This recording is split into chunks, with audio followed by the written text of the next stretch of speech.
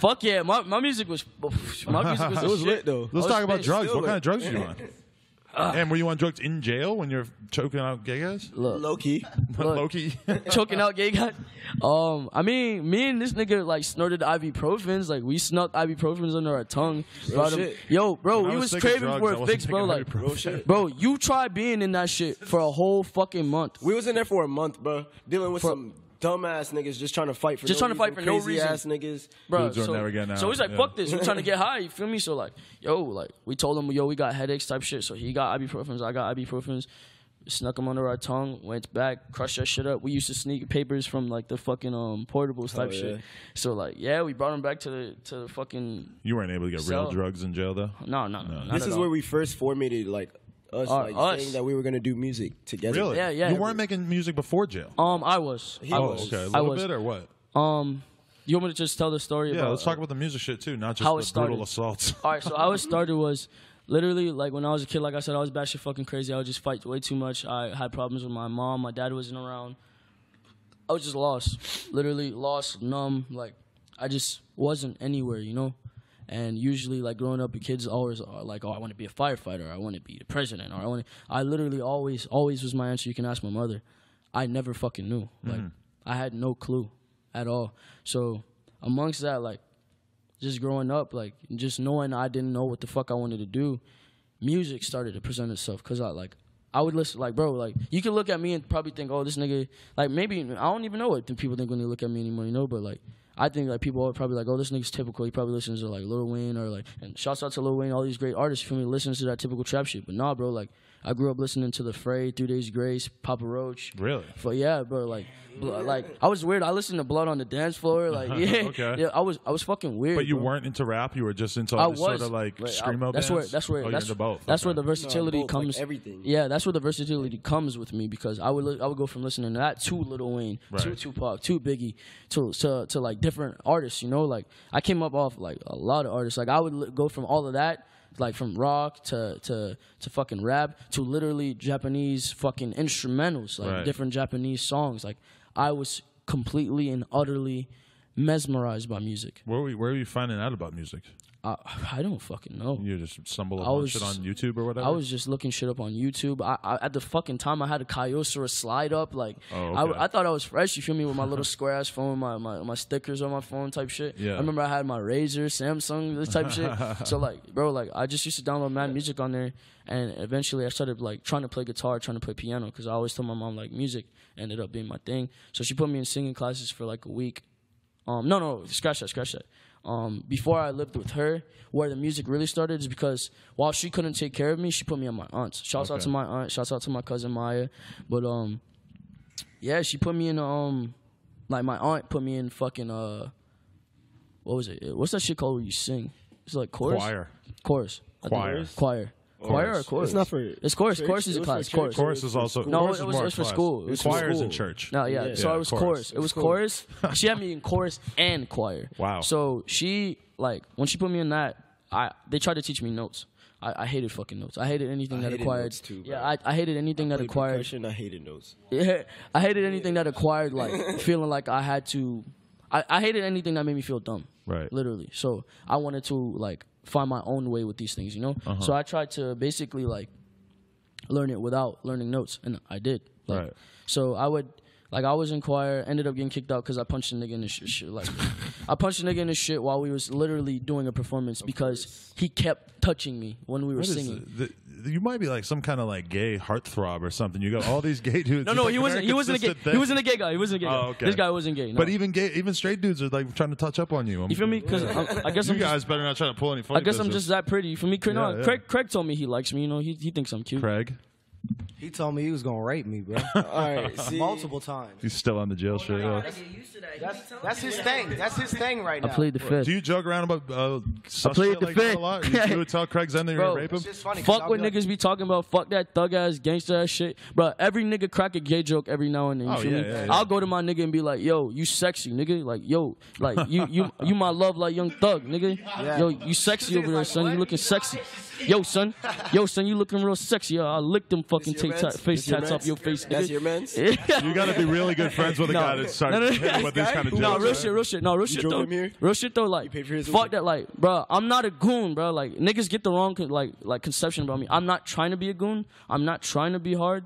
I'm not these things. You just have goon tendencies. Exactly. Yeah. I'm not the hardest nigga in the boat. Like, if you get like niggas like Tyson, bro, niggas like Tyson will beat my ass. You Mike feel me? Tyson? Yeah. Niggas like Tyson, or even the average thug on the street, nigga will beat my ass. You feel me? The one thing that is about me is I stand for what I stand for. So if a nigga comes at me wrong, I'm not gonna cower. I'm gonna try and beat his ass. And if I know I can't whoop you, I'm gonna stab you. It's and that's a good point too, is that having a weapon's always nice. But it's better to get beat up standing up for yourself than to just pussy out and run away. Yeah, because then you're going to lose respect in front of so many people. Whereas if you get beat up by the dude, he'll probably have respect for you afterwards if you fight him like a man. Yeah, fight him like a I ain't never been a bitch. You feel me? Like, I'm not the hardest nigga. You feel me? I've never lost a fight. No. I almost lost a fight once when I was in like middle school type shit. I lost a round before like a nigga like got on top of me type shit, but I dug my fucking finger in his nose and like broke his nose and like dug my hand in his eye type shit. I was always a grimy motherfucker. Dirty fighter, huh? I was a dirty fuck. You ever take karate or anything? Yeah, like that? I did. He took karate. I took karate. That's where they teach you how to fucking break people's eyeballs. Bro, I was a fuck nigga with that karate shit, bro. I would go home and try and beat niggas up, bro. Like, I was a fuck nigga. To be honest, yeah, bro. That's why I always wonder when I see that like they teaching jujitsu and you watch UFC, like when you see little kids fight on World Star and shit, and they're putting each other in like triangle chokes and shit. It was fucking UFC. Somebody's gonna die. Yeah. It was UFC that I always loved. Like, I always loved UFC, and it always made me want to fight. So now, like the type of nigga I am, like, how do I put it? Like, I'm not, like I said, I'm not a goon. I'm not a thug. I'm not what these niggas like. Well, why'd you start getting tattoos on your face? Art. How do I put it? It's like telling a story. Every tattoo on me literally is a story. Okay. I don't have a single pointless tattoo. Literally. I fuck with you. So, like, literally what I was trying to do is... Y'all having fun over there? Yeah? We're talking about tats. I want to join the fucking party. Alright, Wi-Fi's funeral just took over this interview. It's Wi-Fi's funeral. Nice to meet you. No, alright. Fucking tattoos. Yeah. About my tattoos, like, every tattoo is a story. Literally, like, that's self-explanatory. Well, so why does it say Cleopatra across your chest? That's my mom's name. Oh, okay. It was literally about my strive for my mom. Like, I just was after my mom, literally. Okay. So it was the first tattoo I wanted. My mom's name and my brother was the first ones I got. Okay. It says alone above your eyebrow. Alone. What's that mean? You want thorough or you want brief? Thorough, sure. All right. Alone. Alone is the biggest concept for me, literally. Mm-hmm. Alone is literally my idolization. Because my thing is, whether people think they're alone, whether you're in a relationship, whether you're amongst 1,000 people, you are still alone. Mm-hmm. Because your lies are not known by these other people. Your sins are not known by these other people. Until you confess your sins amongst another man or upon your God or even the devil or even what you believe in, nobody will completely know you. So no one will ever know if you're being honest. No one will ever know what you want them to know. No one will ever know what you want them to know, how you feel, you know? Right. So have you ever got, all right, it's like when a female goes and speaks to her nigga and she's like, oh, and he asks what's wrong and she's like, oh, nothing, you know? And then he's just like, all right, well, I tried. You feel me?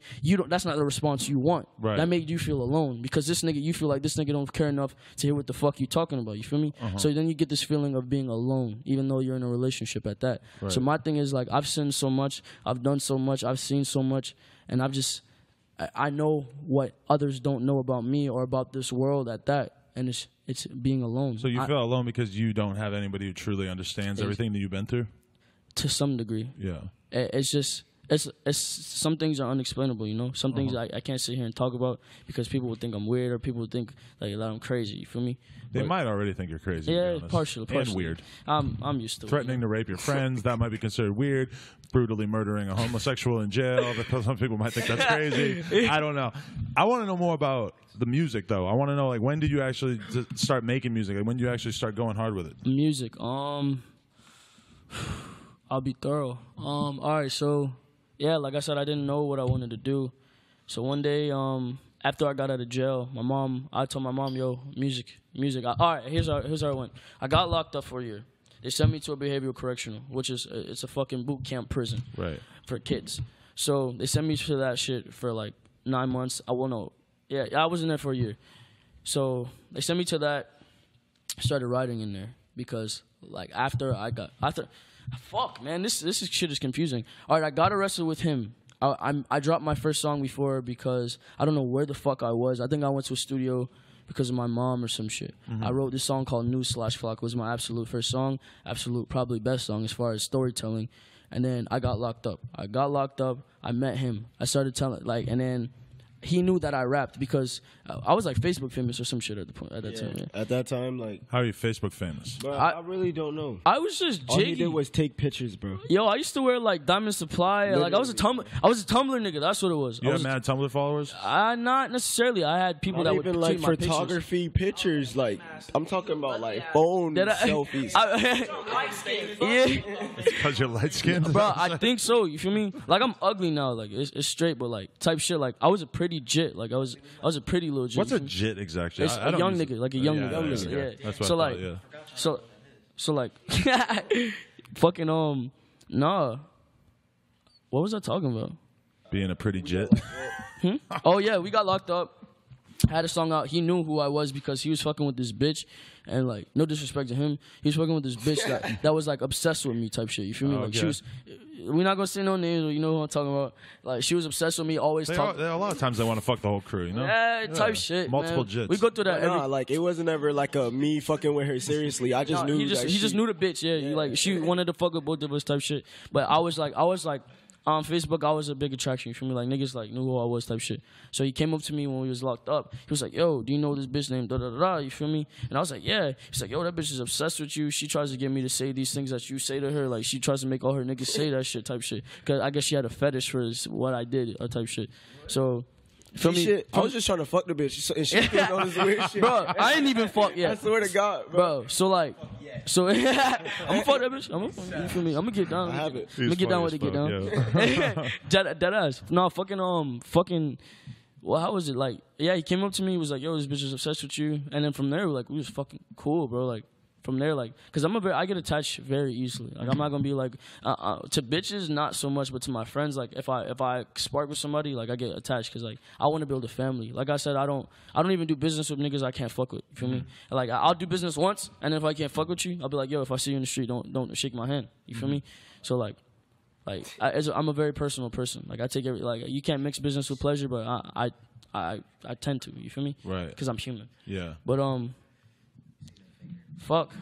Yeah, so he came up to me, we sparked it off, you feel me? Then he knew that I rapped, so he asked me to rap. And I was like rapping. He was like, yo, this shit's fire. Like, he fucked with me. Because I was on my old school shit. Like, I was on some boom bap type shit. Like, I was a boom bap rapper. Were you really? Yeah, bro. Who were you rapping like?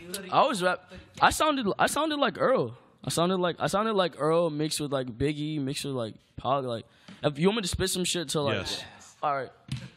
Wow, Girl Comes Out. What song? Hot 97 I got it. Word like far God, I got you. New York City. 97 exclusive. Shout out Harlem. Hey, wait a minute. Y'all niggas shut the fuck up. Hold on. Hey, what's wrong with you? It's hot. It was like something I was Cypher, like. don't get gas. I was like, Desert Storm. all right, never mind. Y'all want to rap. I'm gonna get off the mic. All right. So I was like, I seem depressed. Always being bothered, never less. Keeping me out of prison and putting me to the test. They asked me what is happiness, you write it on the check. Or you feel it on the sweat when your dick is in the breast, huh? And then I got one I was like, rack credit and nap of a sack, nigga whose blizzardous raps bigger than men of a pack. Brim to the top of a gap, gripping and busting up whack niggas. Try to reply, nigga. What do you choose? Simply irrelevant. Cynical, evident, please. Wrestling evidence keys. Moving when definite soul goes for the president. Bleed red for the government tease. Residue soon in your kettle place. Right where your bezel lay. Cold blizzardly, ghost entity, gold digger. Call minity, yo friendly, cold swinging. Gas, give me your cash, couldn't be stashed feeling. Dove soldier, the coast rover, the gap. I forgot. I said some shit like that. He just snapped. Shout out Harlem.